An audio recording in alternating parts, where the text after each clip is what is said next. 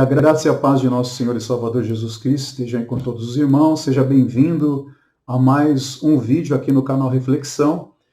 E eu estava meditando no livro das Crônicas, capítulo 28, versículo do 9 ao 10, e quero compartilhar com vocês algo que Deus colocou no meu coração, e se ele servir para a tua vida, que você possa aí exercê-lo, né, com toda a santidade, porque a Bíblia diz, a palavra do Senhor diz que Deus castiga e repreende ao filho que ele ama. Então, toda exortação é necessário que nós venhamos meditar com santidade, né? Meditar com reverência, para que nós possamos aplicar, tá, todos esses aprendizados, essa verdadeira revelação que é a palavra de Deus, né? Nós vamos aplicar na nossa vida e no nosso dia a dia, na nossa família, no meio dos amigos, parentes, porque nós não podemos cessar de falar dessa palavra, amém? Então vamos lá.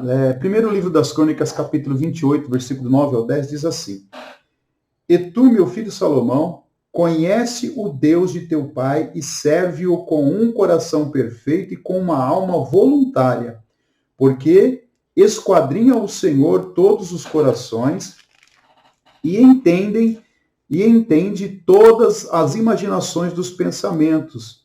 Se o buscares, será achado de ti. Porém, se o deixares, rejeitar-te-á para sempre. Ora, pois o Senhor te escolheu para edificares uma casa para o santuário. Esforça-te e faze a obra. Pois bem, eu inicio essa minha reflexão, primeiro, falando sobre o nascimento, o meu nascimento, o teu, dos nossos filhos. Foi em vão? Nasceu por nascer? Será que já Deus, assim como chamou Jesus lá no ventre de Maria, colocou Jesus lá no ventre de Maria, também Deus não nos colocou no ventre de nossa mãe para que nós pudéssemos aí santificar o nome dele? Será que nascemos por nascer? Será que existe realmente uma predestinação? Eu não creio na predestinação, mas eu creio que todos aqueles que Deus permitiu que nascesse, que viesse a este mundo, eu imagino lá milhões de espermatozoides, e um só entra no óvulo e fecunda. E esse foi eu, esse foi você, fomos vitoriosos nisso.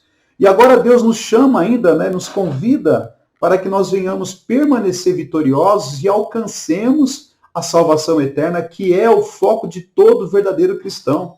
Nós vemos aí que a vinda de Cristo ela está muito próxima, e nós vemos os falsos mestres, nós vemos um evangelho da teologia da prosperidade, nós vemos o evangelho banalizado, nós vemos uma forma que as pessoas adquiriram agora de orar a Deus, chamando Deus de você, mandando Deus sentar na cadeira, sabe? E acabou aquela reverência, aquela santidade do Antigo Testamento, né? Acabou também aquela reverência, aquela santidade que veio na doutrina dos apóstolos. As pessoas estão querendo adorar a Deus como se fosse um pai biológico, como se fosse qualquer pessoa, e não. Ele é muito mais além do que pai biológico. Eu sou um pai que tenho aí meus 2 filhos, né?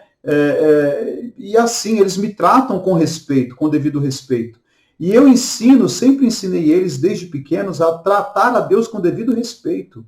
Não é Deus que tem que sentar numa cadeira, é nós que temos que nos prostrar no chão com o rosto em terra e falar com o nosso Deus. Eu costumo dizer, irmãos, e é um fato, que a sombra do Antigo Testamento precisa permanecer no nosso coração, que é a santidade, a reverência. Não se falava com Deus de qualquer forma, não se aproximava de Deus de qualquer jeito, porque senão era consumido. E hoje, no modernismo, né, nós vemos hoje outros...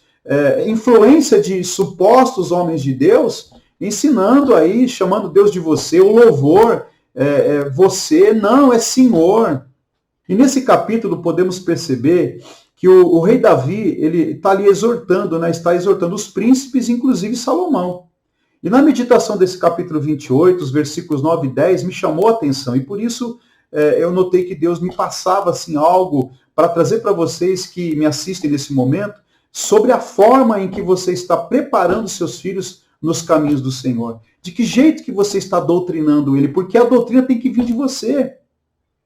Tem pessoas que acham que a educação é na escola. A escola não está lá para educar o teu filho, a escola está lá para prepará-lo para uma carreira profissional, para uma intelectualidade. Porém, a educação é você que dá na sua casa.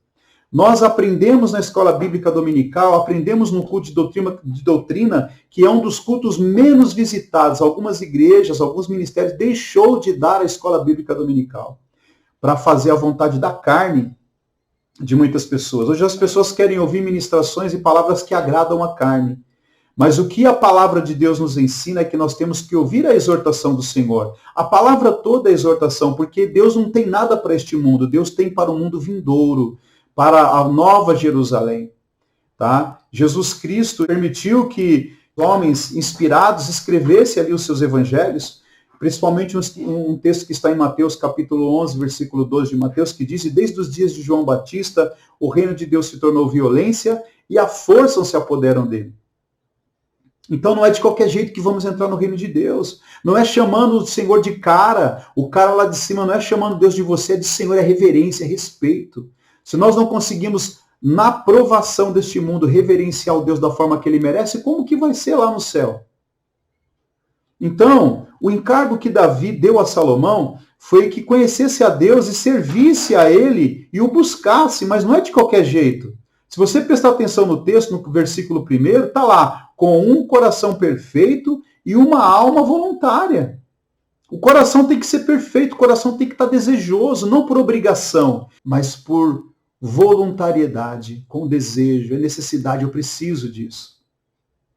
Então eu queria compartilhar com você que conhece a Deus, ok? Você que conhece a Deus, que você pudesse explicar para o teu filho que conhecer a Deus significa ter conhecimento prático da sua pessoa e dos seus caminhos e permanecer em profunda comunhão com Ele e com a palavra dele. Meditar nessa palavra de dia e de noite. Deus disse isso para Josué. Olha, Josué, meu servo Moisés é morto. Agora você pega este povo e atravessa esse Jordão. E aonde tu fores, eu serei contigo. E aí vem os conselhos. Não te desvie da lei desse livro, nem para a direita, nem para a esquerda. E aonde tu fores, eu serei contigo. Em Evangelho que segundo escreveu João, capítulo 17, versículo 3, diz assim: e a vida eterna é esta, que conheçam a ti só por único Deus, verdadeiro, e a Jesus Cristo, a quem enviaste.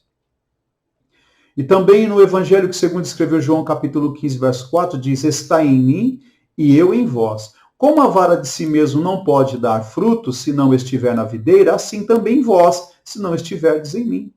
Então, irmãos, buscar a Deus significa desejar a sua graça, o poder do seu reino, a retidão, de tal maneira que oramos continuamente, pedimos sua presença ativa em nossa vida e buscando diligentemente a fazer a vontade de Deus, como está em Mateus capítulo 5, versículo 6. Bem-aventurados que têm fome e sede de justiça, porque serão fartos.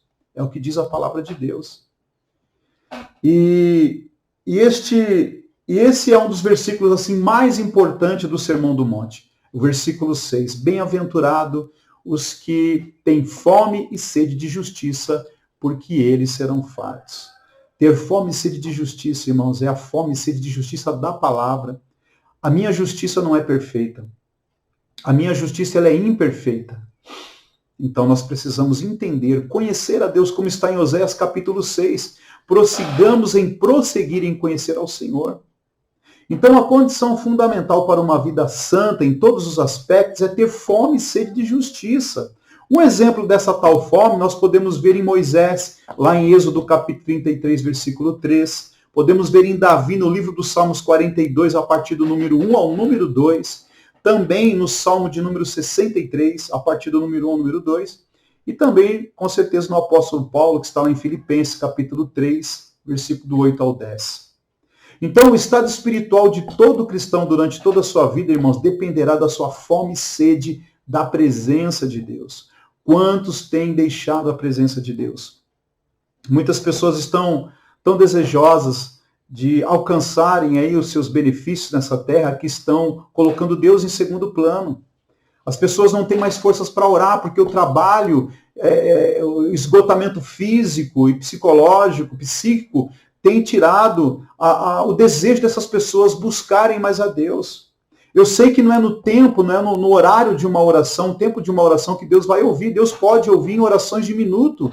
E também Deus pode te ouvir em orações de 1 hora. Jesus às vezes passava a noite toda orando, deixou esse exemplo.